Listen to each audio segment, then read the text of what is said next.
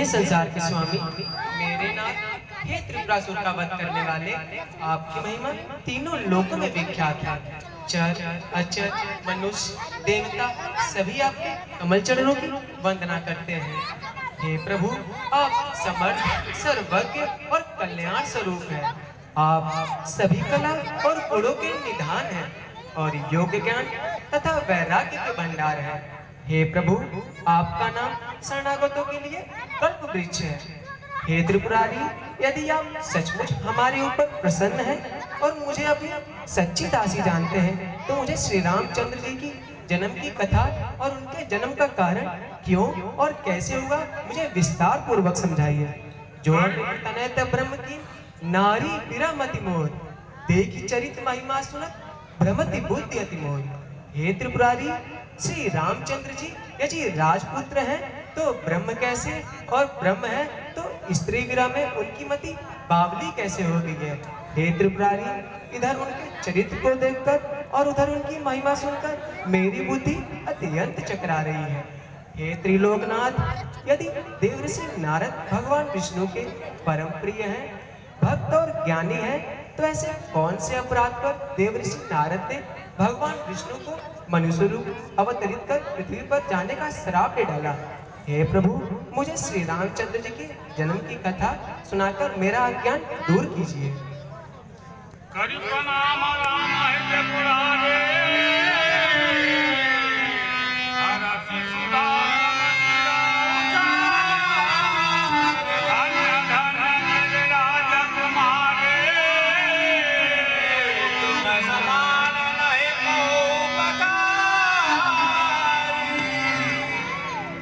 हे पार्वती, तुम धन्य हो देवी, तुम धन्य हो। हे प्रिय, तुमने बड़ा ही सुंदर प्रश्न करके इस सारे संसार के प्राणियों के भक्त, यश, कीर्ति, सुख एवं मुक्त का मार्ग प्रशस्त किया है।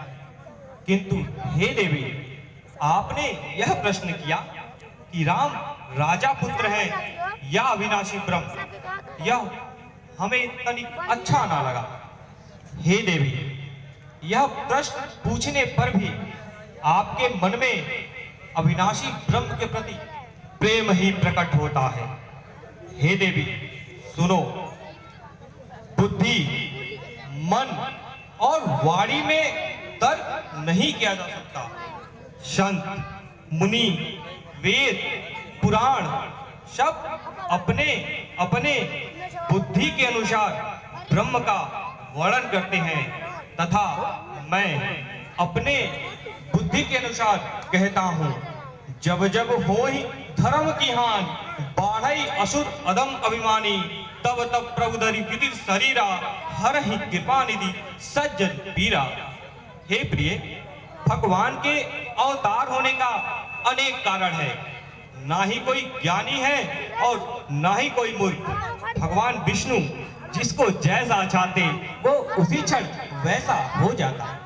हे प्रिय, उनकी माया तो अति प्रबल है।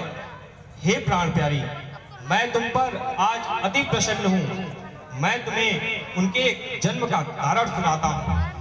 एक बार देवर्षि नारद हिमालय की कंदराओं में जा पहुंचे। वहां की सुंदर छटा को देखकर मोहक हो गए वो। वहां की हरियाली सुंदरता को देखकर उनके मन में भगवान विष्णु जी के तपस्या का वैराग्य उत्पन्न हो गया। वो वहीं बैठकर तप में लीन हो गए। ये सब कथा इंद्र के दूत ने इंद्र को सुनाया कि नारद जी आपका सिंहासन लेने के लिए तप कर रहे हैं, जिससे इंद्र के मन में भयभीत उत्पन्न हो गया। उन्होंने अपने परम मित्र कामदेव को बुलाया और कहा, जाओ जाके नारद की तपस्या को भंग कर दो। कामदेव नारद जी के पास पहुंचे। किंतु हे देवी, उनकी तपस्या को कामदेव भंग न कर सके, जिससे नारद को अहंकार हो गया कि कामदेव ने उनकी तपस्या भंग नहीं कर पाई। वो इस घमंड से मेरे पास, नारायण के पास, सबके पास यह बताए कि कामदेव ने उनकी तपस्या को भंग नहीं कर पाए। हे प्रिय, भगवान विष्णु के मन में यह ज्ञात हो चुका था कि नारद के मन में कहीं न कहीं अहंकार का बीज अंकुरित हो चुका है।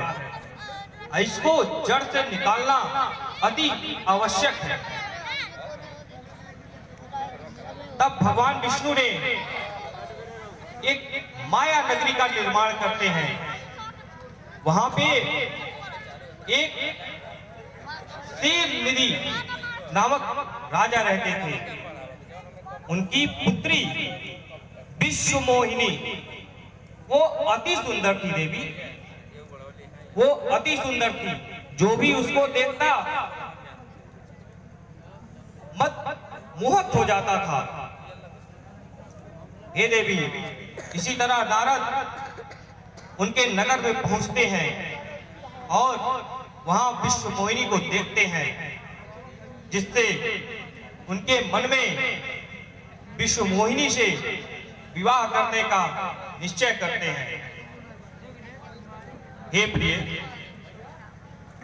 किंतु वह उस स्वरूप में नहीं चाहते थे कि नारद विश्वमोहिनी से शादी करें। वो चाहते थे कि भगवान विष्णु जैसा हरि स्वरूप उनको मिल जाए, ताकि वो विश्वमोहिनी से विवाह कर सके। हे देवी, अपने मन में यह अभिलाषा लेकर नारद जी भगवान विष्णु के पास पहुंचते हैं। वो उनसे कहते हैं कि हे प्रभु, आप अपना हरि समान जो रूप है, जो रंग है, आप वो मुझे प्रदान कर दें, आप वो मुझे दे दें। किंतु नारायण जानते थे कि इनके मन में अहंकार का बीज अंकुरित है। वो उनको बानर स्वरूप का रूप दे देते हैं। नारद जी बानर का रूप लेके विवाह में प्रस्तुत होते हैं, किंतु देवी, विवाह तो भगवान विष्णु जी के साथ होती है, जिससे नारद जी अधिक क्रोधित हो उठते हैं और भगवान विष्णु जी को मनुष्य का रूप पृथ्वी पर होने का अवतार श्राप दे डालते हैं। हे प्रिय, और उस श्राप के साथ नारद जी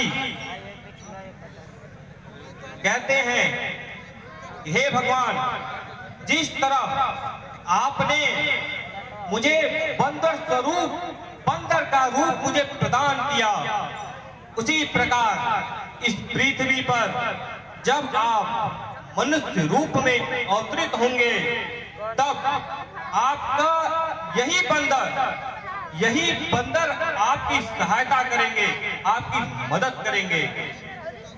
हे देवी, ये कथा यही है। मैं तुमको और आगे कथा सुनाता हूं। एक राजा दशरथ